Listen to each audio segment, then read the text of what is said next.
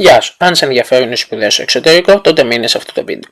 Σπουδάω στο Πανεπιστήμιο Trachea University στη Βουλγαρία, στη Σταραζαγόδα στο τμήμα της κτηνιατρικής και θα σου παρουσιάσω ένα κομμάτι του αν σκέφτεσαι αυτή την επιλογή. Αυτή είναι η κεντρική είσοδος του Πανεπιστημίου, όπου βρίσκεται και αυτός ο υπέροχος προαύλιος χώρος που βλέπεις πίσω. Απέναντι από αυτόν τον χώρο βρίσκεται και η βιβλιοθήκη του Πανεπιστημίου. Στη βιβλιοθήκη θα έρχεσαι για διάβασμα, ομαδικά projects, το διάλειμμα σου, να χαλαρώσεις, να δανειστείς βιβλία, να εκτυπώσεις εργασίες σου ή ό,τι άλλο θες.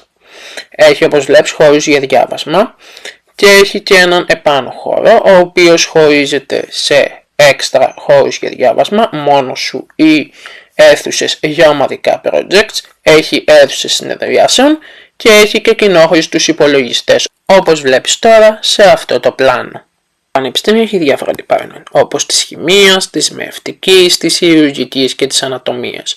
Όλα μαθήματα κορμού. Θα τα κάνεις από το πρώτο μέχρι και το τελευταίο έτος, άλλα σε μικρότερα, άλλα σε μεγαλύτερα έτη.